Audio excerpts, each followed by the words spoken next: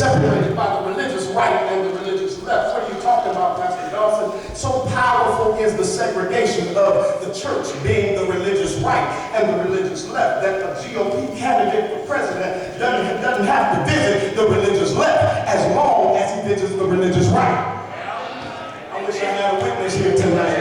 As long as he visits the religious right, the GOP candidate can get elected. But that speaks to the segregation of the church that still exists. Oh, it doesn't exist because, again, on what you see on TVN and what you see on Christian programming, it looks like we all together. But the truth of the matter is, somebody who wants to get elected president only has to talk to half of us.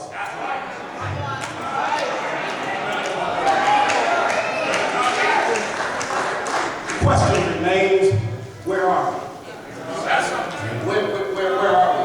On the King holiday in 2012, where are we?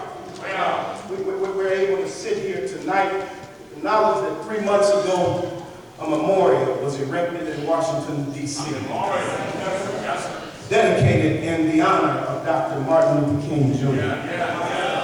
Wonderful that the monument was erected and that we should pause and take notice of the fact that again, his contribution to us was not just to black people, but it was to a nation.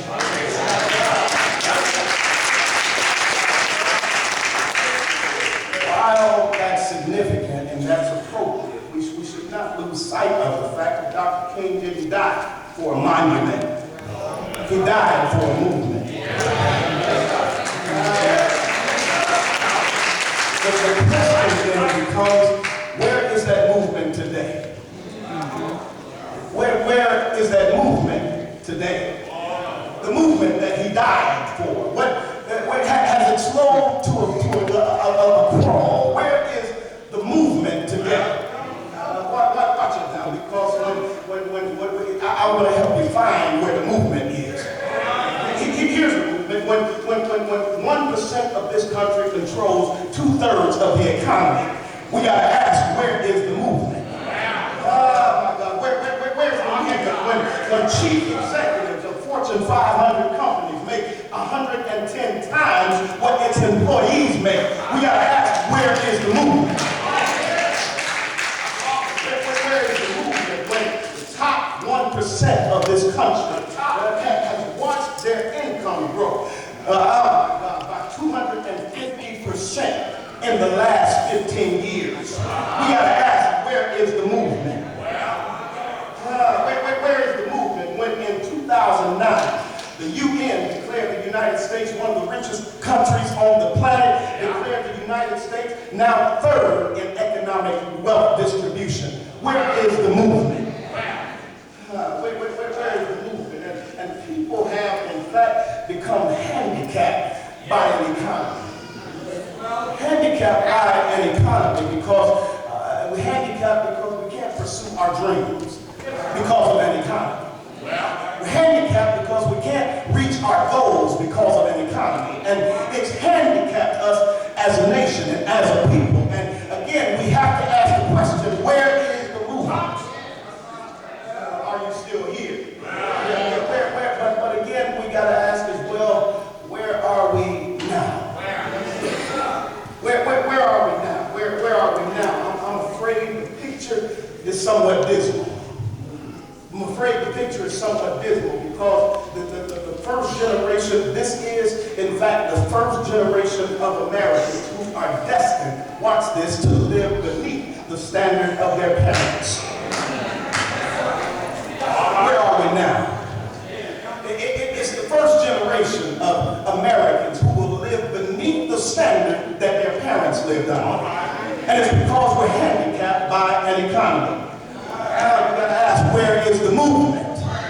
Watch it now, because I'm here and I think it's necessary that we ask ourselves these questions. We ask ourselves not only where is the movement, but again, where are we now? All right. It becomes the responsibility of the church, in particular the black church, to speak truth to power. Yeah. You hear what I just said? It becomes the responsibility of the church. Dare I say, because I talked about what I know about the black church. It is our responsibility to speak truth to power. My God, because the black church, as part of its history, as part of its legacy, has embraced the responsibility of helping those who were rejected and oppressed, and helping them to understand and come into the knowledge that they are not only valuable, but they can make a significant contribution to society. That's been the role of the black church. We are known to helping those who are down and out, those who don't see themselves the way that God sees them, helping them to begin to see their potential and helping them to realize their dreams. That's been the role of the black church.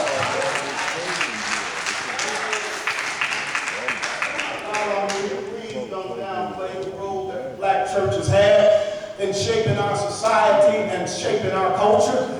Please don't downplay the role that the black church has played, because it's been very vital. It was, in fact, in the black church that we learned through Easter speeches and Black History programs how it is that we are to speak publicly.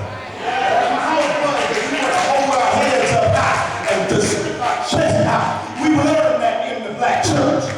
Yeah, it was, in fact, in the black church where we learned how to say yes, sir, and no, ma'am, and not yeah and no. It was in the black church. I wish I had a church here tonight.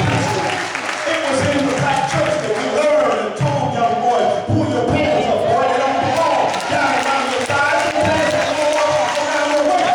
In the black church. Harold, I already am. They just ain't responding to you yet. It's in the black church. Oh my God, now watch it. It's also in the black church that we learned that we can, in fact, own property. That the Bible wasn't just selling us a bill of goods that we couldn't walk into, but we could, in fact, be the lender and not the borrower. It's in the black church. Touch somebody, say it's in the black church. It was in the black church that we discovered that we had a voice not just inside these four walls, but we had a voice to the nation. It was in the black church. Touch somebody, say it was in the black church. Ladies and gentlemen, I'm afraid that when it comes to that voice that's been synonymous with being the black church, I'm afraid that when it comes to that voice that we have, in fact, developed a bad case of laryngitis. That voice that the black church has become known for, part of our history, part of our legacy. I'm afraid that somehow we developed a bad case of laryngitis, where we're not speaking truth to power anymore. In fact, we historically spoke to systems, and we spoke to policies, and we spoke to structures, and we did that historically, where all of that has now shifted in the church. We're not speaking to policies and systems and structures anymore. Now we're speaking and preaching self-aggrandizement and self-fulfillment and individual achievement. Why? Because we need to make the people who come on Sunday morning feel good so they can come back next Sunday. But I came to tell somebody today, what we got to do is stand up and begin to again respond with what is our legacy and our heritage and speak truth to power.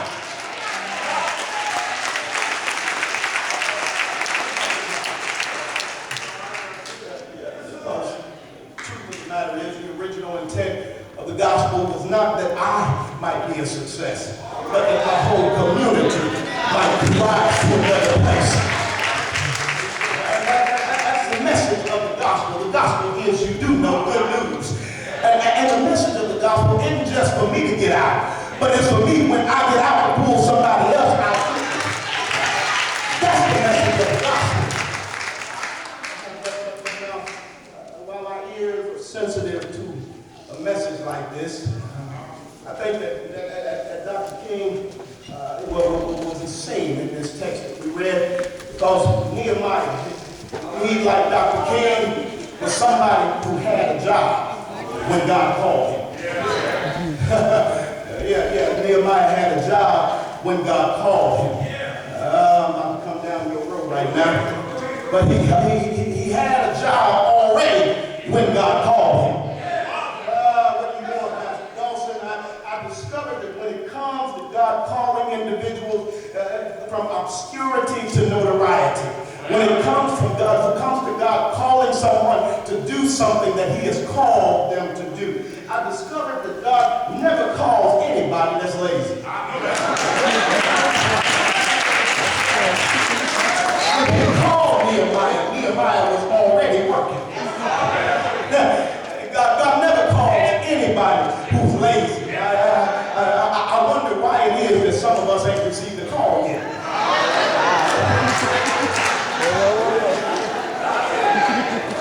God never calls anybody who's lazy. He never calls anybody who's only thinking about themselves. Nobody's only looking at them more and no more. He never calls anybody like that. He's always looking at somebody who's already working. Why? Because he ain't got to teach them how. He ain't got to teach them a work ethic. They already working. Which means when he calls them, they gonna hit the ground running, but they already know how to work.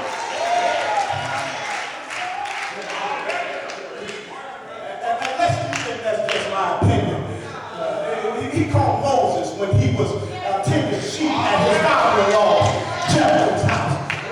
He called David while David was tending his father Jesse's sheep. He was already working.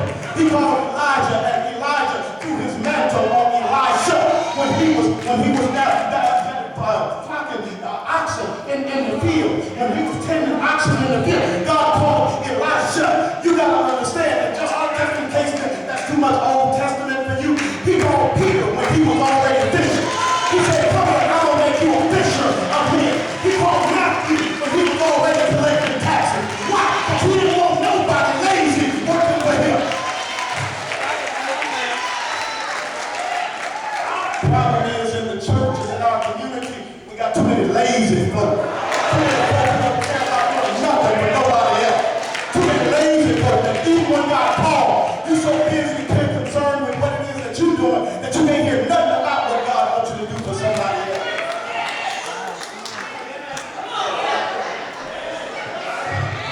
I'm just convinced that God don't call lazy folk.